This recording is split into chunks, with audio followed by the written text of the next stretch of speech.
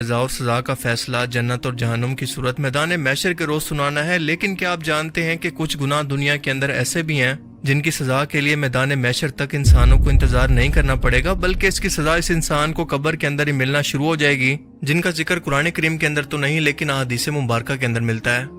ایسے کون سے گناہ ہیں جو کہ اللہ کو اتنے سخت ناپسند ہیں اور بہت سے لوگ آج بھی بے خیالی کے اندر ان کو معمولی سمجھ کر آج بھی کرتے ہیں؟ آج کی اس ویڈیو میں ہم اسی بارے میں جاننے والے ہیں۔ رسول اللہ صلی اللہ علیہ وآلہ وسلم کا فرمان ہے جس کا مفہوم ہے کہ ہر گناہ گار شخص کی موت کے بعد اسے قبر کے اندر یہ عذاب شروع ہو جاتا ہے، اور یہ عذاب قبر اس قدر سخت ہوتا ہے کہ دنیا کے تمام جانور اس کی آواز کو سنتے ہیں سوائے انسانوں کے۔ پہلے نمبر پر ہے شرک۔ شرک ایک ایسا گناہ ہے جو کہ اللہ کی نظر کے اندر ناقابل معافی ہے۔ اللہ چاہے تو ہر گناہ کو معاف کر سکتا ہے، لیکن شرک کی کوئی معافی نہیں۔ رسول اللہ نے فرمایا کہ مشرک یعنی اللہ کے ساتھ شرک کرنے والے کی قبر کے اندر 99 افدحہ کو چھوڑ دیا جاتا ہے جو کہ اسے قیامت تک مسلسل ڈستے رہیں گے، اور یہ ایک افدحہ اتنا خطرناک ہے کہ اگر وہ ایک بار زمین پر سانس لے لے تو پوری زمین پر دوبارہ کبھی کوئی سبزہ اگ ہی نہ پائے۔ اللہ تعالی ہمیں عذاب قبر سے بچائے۔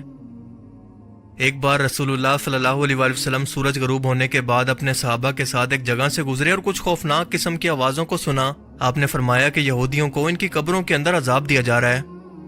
ویسے تو دنیا کے اندر کوئی بھی عام انسان ان کی آوازوں کو نہیں سن سکتا، لیکن اللہ کے پیغمبر اور اللہ کے آخری رسول ہونے کی وجہ سے اس وقت عالم غائب کی آواز کو آپ صلی اللہ علیہ وآلہ وسلم کو سنا دیا گیا تاکہ امت کو وہ شرک سے متعلق ڈر کو سنائے اور آپ کی امت اس شرک کے فتنے سے باز رہے۔ ایک بار رسول اللہ صلی اللہ علیہ وآلہ وسلم نے اپنے صحابہ کرام سے فرمایا تھا کہ میں نے ارادہ کیا کہ تم لوگوں کو عذاب قبر سنوا دوں، مگر مجھے ڈر ہوا کہ تم لوگ خوف کے مارے اپنے مردوں کو دفنانا چھوڑ دو گے۔ یعنی یہ اتنا خوفناک منظر ہے کہ لوگ اپنے پیاروں کو جنہیں وہ سب سے زیادہ پیار کرتے ہیں انہیں خوف کے مارے دفنانا چھوڑ دیں گے، تو سوچیں یہ کتنا خوفناک منظر ہوگا۔ اللہ تعالی ہمیں ان جہنمی لوگوں میں شامل نہ فرمائے۔ نمبر 2، پیشاب کے قطروں سے خود کو نہ بچانے والا۔ رسول اللہ کا فرمان ہے کہ زیادہ تر لوگوں کو عذاب قبر اسی ایک عمل کی وجہ سے دیا جائے گا جو کہ اپنے کپڑوں اور جسم پر پیشاب کے قطروں کے گرنے اور ان کے ناپاک ہونے کا خیال نہیں رکھتے۔ آج ہم میں سے کتنے ہی لوگ ایسے ہیں جو کہ اس چھوٹے سے عمل کو زیادہ سیریس نہیں لیتے، بالکل عام سی بات سمجھتے ہیں، پر اللہ نے اس کے متعلق بہت ہی سخت وعید سنائی ہے، کیونکہ صفائی مسلمان کے لیے آدھا ایمان ہے آدھا دین ہے، یعنی نصف ایمان۔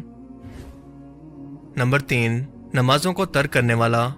حدیث مبارکہ کے مطابق نمازیں چھوڑ دینے والے شخص کی قبر کے اندر ایک خوفناک قسم کے سانپ کو داخل کیا جاتا ہے جو کہ اسے ہر نماز کے بدلے یعنی فجر کی نماز چھوڑنے پر فجر سے لے کر ظہر تک، ظہر کی نماز چھوڑنے پر ظہر سے لے کر عصر تک، اور اسی طرح ہر نماز کے بعد اگلی نماز تک مسلسل ڈنگ مارتا رہتا ہے، اور اس کے ایک ڈنگ کی وجہ سے وہ شخص زمین کے اندر 70 یارڈ مسلسل زمین میں دفتا ہی چلا جاتا ہے۔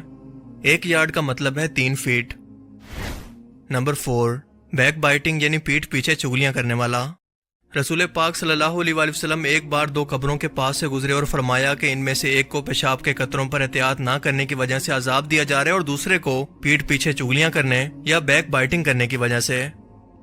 کسی کی پیٹھ پیچھے برائیاں کرنا چند بڑے گناہوں میں سے ایک ہے، کیونکہ یہ منافقت ہے اور اس کی وجہ سے معاشرے کے اندر رشتے، تعلقات اور محبتیں ختم ہوتی ہیں، لہٰذا یہ ایک مسلمان کا ہرگز شیوا نہیں ہو سکتا کہ وہ منافقت کرے، کہ ایک شخص کے منہ پر اس کی تعریفیں کرے اور اس کی پیٹھ پیچھے اس کی برائیاں۔ یاد رکھیں کہ یہ شخص جو کہ آپ کے سامنے کسی اور کی برائیاں کر رہا ہے، یقیناً وہ کسی اور کے سامنے آپ کی برائیاں بھی ضرور کرتا ہوگا، لہٰذا ایسے شخص سے بچیں اور اس کو کوئی بھی اپنے راز بالکل مت دیں۔ نمبر 5، کسی بیماری پر بلا وجہ آہو بکا کرنا یعنی بلا وجہ کا رونا دھونا۔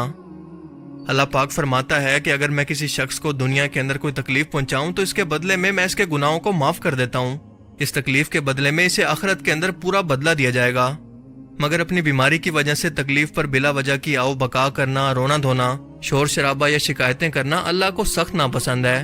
یہ وہ عمل ہے جس کی سزا قبر کے اندر ہی ملنا شروع ہو جاتی ہے۔ اس لیے اللہ کی رضا پر صبر و شکر کرنا چاہیے، کیونکہ آپ سے بھی زیادہ محتاج اور بیمار یقیناً کوئی نہ کوئی اور شخص دنیا کے اندر اس وقت بھی ضرور موجود ہوگا۔ جب آپ اس کی تکلیف کو دیکھیں گے تو آپ کو اپنی تکلیف کا احساس ہی نہیں ہوگا۔ ہمارے ہاں باقاعدہ یہ عادت سی بن گئی ہے کہ لوگ چھوٹی سی بیماری یا تکلیف پر اللہ کو باقاعدہ اس کا قصوروار ٹھہرا کر رونا دھونا اور آہو بکا شروع کر دیتے ہیں کہ اللہ نے ان کو عذاب کے اندر ڈال دیا، حالانکہ اللہ تعالیٰ تو اپنے نیک بندوں پر اپنی آزمائشوں کو ڈالتا ہے تاکہ ان کے گناہوں کو معاف کر دے اور انہیں آخرت کے اندر اس کا پورا بدلہ دے۔